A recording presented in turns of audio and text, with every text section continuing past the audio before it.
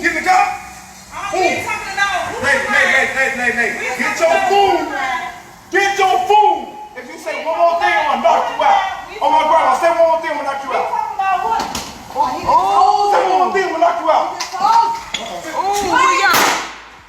Lady, get your food. Who? Get the car. Who? Nay. Get your food. Get your food. If you say one more thing, I'm gonna knock you out. Oh my grandma, say one more thing, I'm gonna knock you out.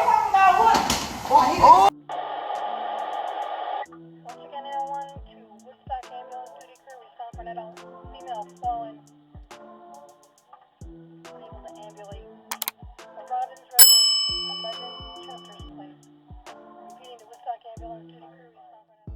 Hello everybody, I just wanted to make a quick and brief video regarding my sister and my nephew. Just want to confirm that this is the only active page for immediate family right now.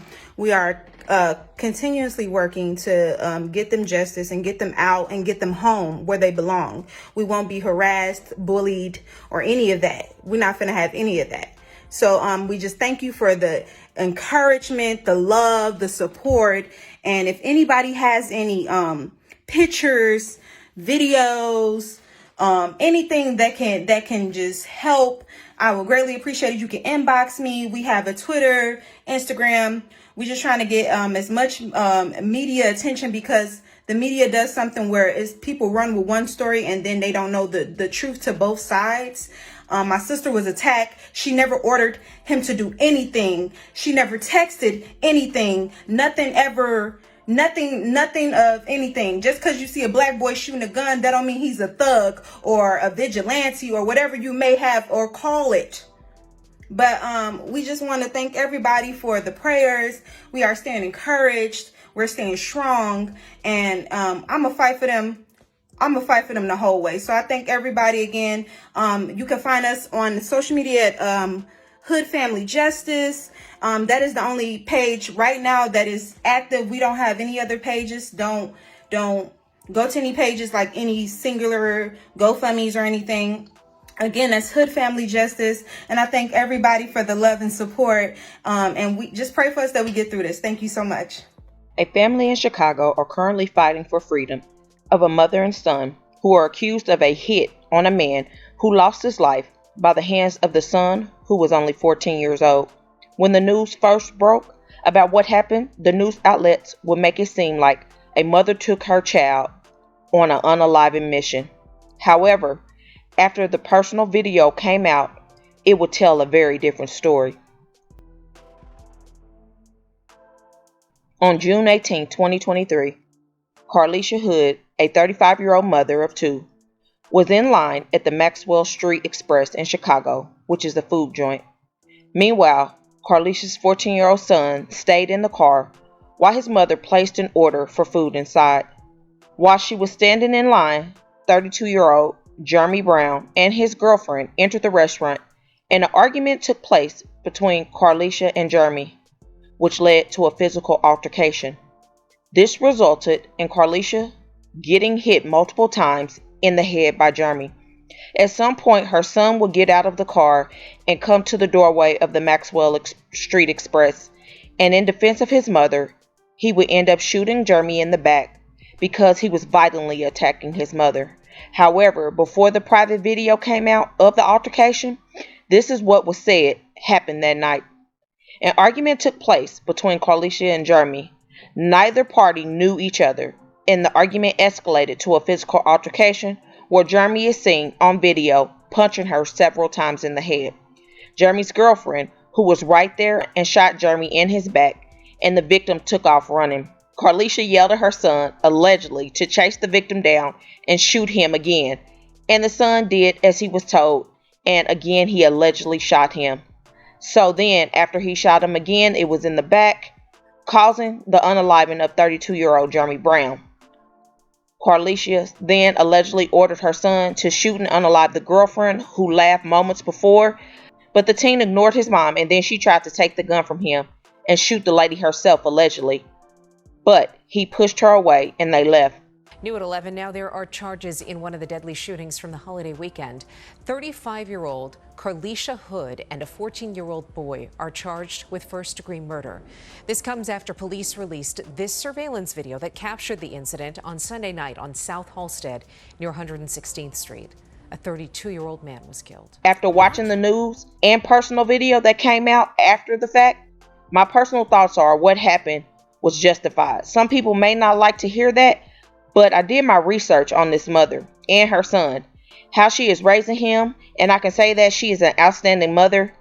Even though they live in Chicago, he is not one of those teens who partakes in street life. Matter of fact, her son has played in movies with big stars and was the son in the Chirac movie, and he's been extras in The Chi. I have pictures of him on set with Lala Anthony and Snoop from The Wire, also with famed director Spike Lee while doing his acting career. He is very educated and just graduated 8th grade with honors and already had high school credits for the fall. He is not a bad kid. He's not a misguided kid. He was a kid protecting his mother. I know it's easy for people to say, well, a kid shouldn't be involved. So let's get to the main point and break this down.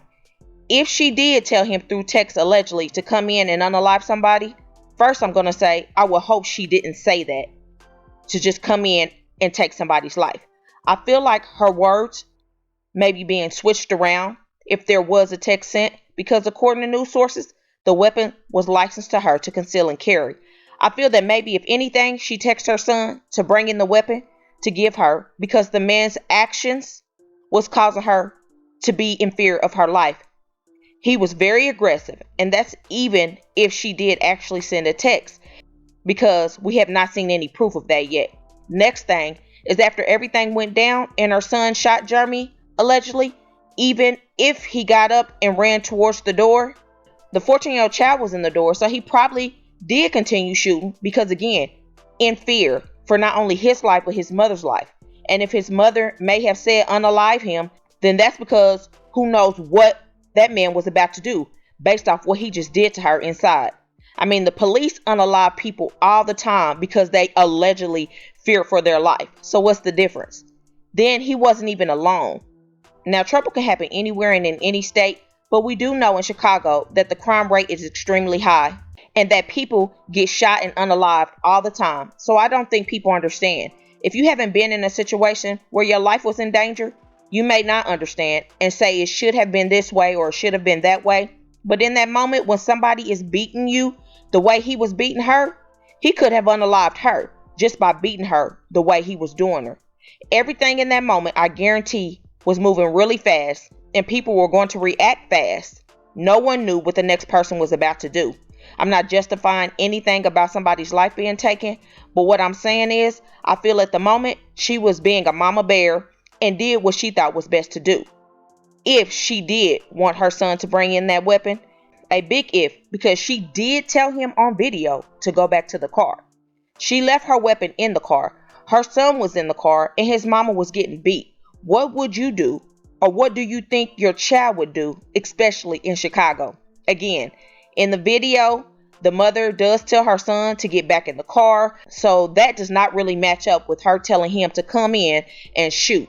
So now let's say she didn't say all of those things because it's not clear when her son came in and stood in that door. We just have the video of him in the door in the white hoodie, and at some point he allegedly pulls out a weapon and lets that thing go. He could have been sitting in the car and seen that a man started to jump on his mom and acted on his own instinct. He wasn't acting crazy. He didn't even fully come in the store. I truly believe the child was scared. Any normal kid would be. I do not believe that this child was a part of any gang or was in the street or was about that life at all. Because most kids in the streets of Chicago who are about their life would have came in and just started blasting that man instantly. It wouldn't have been no standing at the door. It would have been all kind of ruckus, I believe. I mean, I could be completely wrong and things could come out to say something different and that the other part of his life is just the front. I don't know them personally. I'm just personally going off of what I researched about them. I feel that this teen and his mom need to be free, like now. I feel like a $3 million bond is ridiculous. There's been cops who's taken people's lives for no reason who didn't have bonds that high. And then no bond for the child at all is really messed up. That's going to affect him and mess with him mentally. He's not even in the streets. Like, also, to put the icing on top of the cake, the woman that Jeremy was with, allegedly inside of the restaurant, would take to social media making like he was such a good man, Savannah. A good man. However, other people on social media stated that his girlfriend had just gotten out of the hospital not that far back from being beaten by him so bad that she was almost disfigured. But now she is online trying to change up the narrative about who he was. She put a statement out before the personal video came out. Now on her personal Facebook, she turned off her comments and removed the post, so you can't even see much information anymore. I just find it all to be very, very upsetting, because we as black people already have a hard enough time, and then it seems as though no one cared enough to protect this black woman. There were other patrons of the store. They just let him beat on her. Now, I do know we're living in a world where people don't want to get involved in other people's business because everybody is shooting everybody, so I can understand that. I just wish there would have been some kind of intervention by someone that works there in the store, and he should have been put out. Like, sir, you're going to have to leave this store if you continue to act this way. I mean, if we had been them and she probably wanted to get away, who knows what we would do in those type of moments. And also, she probably just wanted to get away from the scene to work it all out, because this is her baby, y'all. She doesn't want his life messed up. The media is truly wanting her to be a bad mom and wants him to be a thug. She eventually did turn herself in 4 days later, as well as her son. I wish they would have stayed on scene, like I said, because I think it would have helped their case and their situation, because they did not flee. I don't condone violence. I don't like the fact that people have to lose their lives in these tragic ways. But what he did, he could have taken her life, and no telling what he could have done after he stopped hitting her. What if his so-called girlfriend would have pulled a weapon out on her? What if he had taken her life and her son's life? I feel that it was self-defense. As of right now, in case I see something completely different. Yes, some things could have gone differently, but I've heard people victim shaming, saying, oh, she should have just walked away and left her food. Oh, she shouldn't have had him bring in the weapon. He shouldn't have known about the weapon. However, that is not being realistic in the heat of the moment. People, if you have not been in a situation and don't understand, put yourself in their shoes. You're completely fearing for your life, and someone is beating you literally in the head, to which you could lose your own life from. No man should ever put their hand on a woman like that. She wasn't even doing the most or being extra or loud at all. He was the one already had his fist balled up because he was allegedly already a woman beater. She had her purse around her. Her hands were in front of her. Her demeanor was calm. Her energy was not given what he was given at all. I see a lot of victim shaming, and I feel it's sad, and just again shows that black women are unappreciated. And look, she even has a $3 million bond. Free her all day, every day, and her son. That's how I feel right now at this moment. This is very upsetting. The charges that her and her son have officially been charged with are first-degree murder, in addition to her also having charges with contributing to the delinquency of a minor. Her next court date is July 12th, while her son, on the other hand, has no bond at all, and his next court date is July 25th. The family has started a Facebook page called Hood Family Justice, because that is her last name. So Hood Family Justice. So if you want to keep up with the story, also they have two links. One is for a Gofundme created by Carlicia's brother, and then there's another support page created to give funds for GiveSendGo, created by Carlicia's sister. So the family has two different type of pages. So if you would like to donate, you can. There are a lot of fake pages. I will put a link in the description and in the cards for both of those support pages if you would like to support the family while they fight to get Carlicia and her son out of jail if you feel compelled to help. This is some of what Carlicia's family had to say. We are committed to uncovering the truth to ensure justice is served for our family. Any contributions, no matter how small or big, will be greatly appreciated as we work towards reuniting our family as soon as possible. We appreciate you reading this, and your support means the world to us. We thank you in advance for any support you are able to provide. Please feel free to reach out with any questions or comments you may have. Your help will help us get one step closer to getting the justice we deserve. We just want them home and safe. Please Help us reunite our family and keep us in your prayers. That's from her family. More and more people, though, are getting hold of the story, and someone on social media posts would say, and I feel like this kind of summed up how I feel, the media is trying to control the narrative. He was a man using excessive force. He could have walked away, but no, he put her in a position to be feared for her life, and so was her son. It wasn't her intent to harm that man, as she was unarmed. That absolutely occurred in self-defense and without contemplating. No disrespect to the deceased family member, but he definitely got what was coming to him. His behavior was unacceptable. You're not about to tell me people can conduct themselves any kind of way and people are not supposed to stand their ground. I am sorry, but again, free the mom and the son till they're free. And I agree, period.